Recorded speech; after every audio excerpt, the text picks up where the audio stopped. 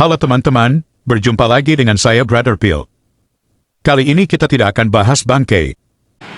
Sekali lagi nama saya Kainama, saya biasa dipanggil Kay. Tapi pada kesempatan ini, kita akan membahas strategi dakwah yang dilakukan para pendakwa Muslim. Seperti yang kita sering dengar, saudara Muslim biasa mencibir bagaimana orang Kristen menggunakan sembako sebagai sarana untuk menjangkau kepada mereka yang membutuhkan. Tentunya metode pemberian sembako ditujukan pada mereka yang butuh, karena tidak mungkin metode yang sama dilakukan pada orang yang berkecukupan secara ekonomi. Memberitakan Injil atau kabar baik bukan sekedar menyampaikan firman Tuhan, tapi memenuhi kebutuhan orang juga bagian dari membawa kabar baik. Sama seperti Yesus, ketika di dunia, dia juga memperhatikan kebutuhan orang, baru dia mengajak mereka untuk mengikuti dia. Prinsipnya bukan paksaan tapi ajakan. Pilihan tentunya tergantung pada yang diajak. Tetapi, metode ini sering disalahpahami oleh saudara Muslim. Mereka berpikir, ketika kita menolong orang, kita sedang melakukan program kristenisasi dengan program bagi sembako. Nanti kita akan saksikan bagaimana metode yang sama digunakan oleh pendakwa Muslim untuk mengislamkan orang Kristen dengan cara pembagian sembako. Sebelum itu, kita saksikan video berikut.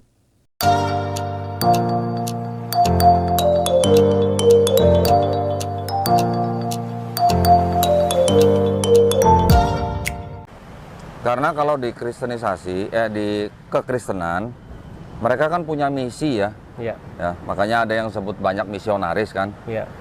Yang berbahaya itu di lapangan ini bahayanya gimana, Tat? Karena mereka langsung berhubungan langsung dengan orang yang menjadi target untuk dikristenkan, Ya. gitu kan. Nah, sayangnya mereka menggunakan cara-cara yang memang kelihatannya bagus, kelihatannya baik, tetapi di belakangnya mereka ada misi untuk mengkristenkan orang tersebut. Betul. Contoh misalnya kalau ada bencana alam, Ya. mereka cepat memang bantu, Turun ya. dananya besar memang. Tetapi setelah itu dibuatkan gereja, mereka suruh masuk gereja, itu yang bahaya. Betul. Tetapi kalau secara akidah, maksudnya kalau umat Muslim yang mohon maaf, yang istilahnya berpendidikan, apalagi yang tahu ilmiah, akademis gitu ya, harusnya tidak membahayakan sebenarnya. Iya.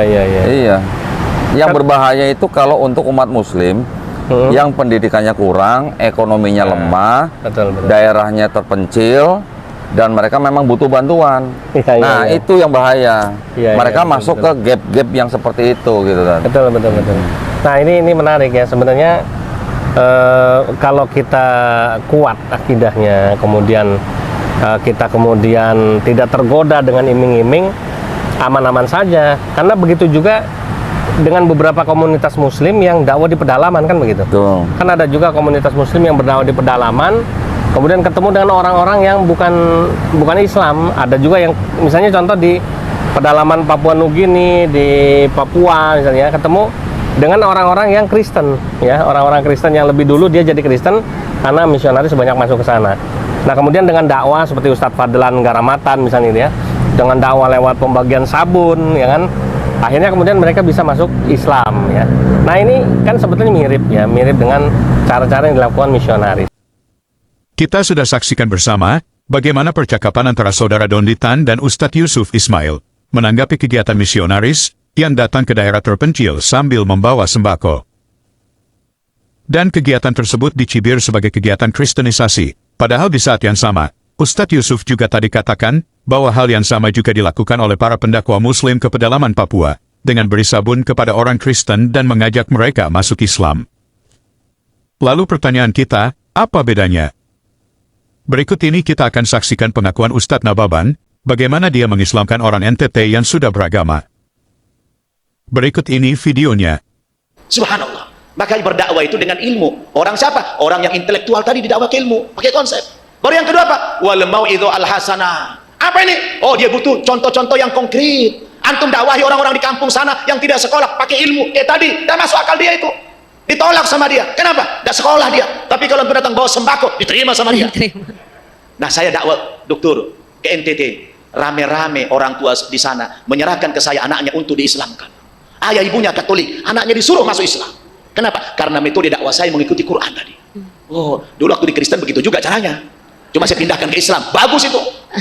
Saya pergi ke NTT itu bawa menteng banyak saya uang. Saya kalau ke NTT bawa uang banyak saya. Karena saya suka nolong orang-orang di sana. Oh, tidak ada air, saya bangunkan dia sarana air. Oh, Islam begitu ya? Iya, Islam itu agama yang kasih sayang.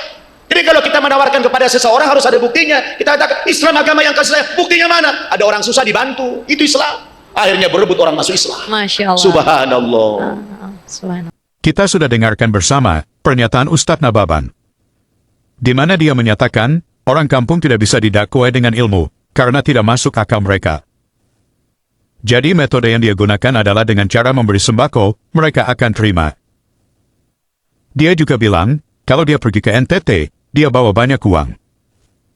Lalu apa bedanya pernyataan Donditan tadi? Contoh misalnya kalau ada bencana alam, Ya. mereka cepat memang bantu. Turun ya. Dananya besar memang. Saya pergi ke NTT itu bawa menteng banyak saya uang. Saya kalau ke NTT bawa uang banyak saya.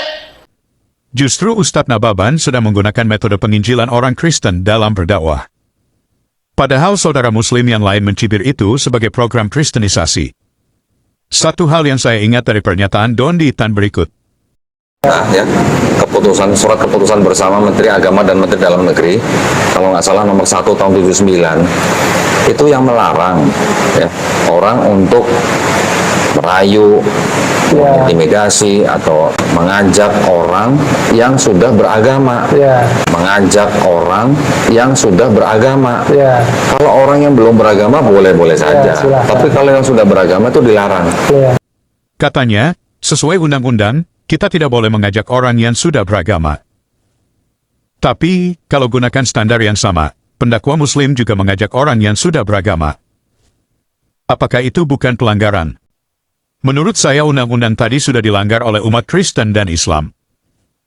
Karena kedua agama ini adalah agama misi. Artinya dalam konteks ini kita tahu bahwa di negeri kita adalah sebuah negara Pancasila di mana agama menjadi nilai utama. Agama menjadi nilai utama. Dan kita sadari bahwa di Indonesia ini banyak agama. Konsekuensi dari banyak agama adalah terjadinya interaksi, tidak bisa dihindari, interaksi, saling berupaya untuk mempengaruhi, mengajak, dan sebagainya. Dan ini tentu sebuah kegiatan, sebuah aktivitas yang tidak bisa dan tidak boleh dilarang. Jadi menyampaikan kebenaran agama dari seseorang yang beragama kepada orang lain, walaupun juga sudah beragama, seharusnya tidak dilarang. Kenapa? Karena ini perintah agama. Sedangkan negara kita memberikan kebebasan untuk beragama dan tentunya menjalankan agamanya. Salah satu bentuk menjalankan agamanya adalah menyampaikan agamanya kepada orang lain. Berdakwah. Tidak peduli agama apapun, mereka punya tugas. Ditugaskan oleh agamanya untuk menyampaikan dakwah itu atau menyampaikan agamanya. Ya, di dalam agama Islam seperti misalkan tertera dalam surat Ali Imran kalau tidak salah, ud'u ila sabili rabbika bil hikmah wal mau'izati hasanah wajadilhum billati hiya ahsan. Ud'u ila sabili rabbika, sampaikan kebenaran dari Tuhan itu. Di dalam hadis balighu anni walau ayah. Sampaikan walaupun sekedar satu ayat apa yang kamu dapatkan dariku itu. Jadi ini perintah. Di dalam misalkan dalam agama Kristen jadikanlah semua bangsa itu muridku.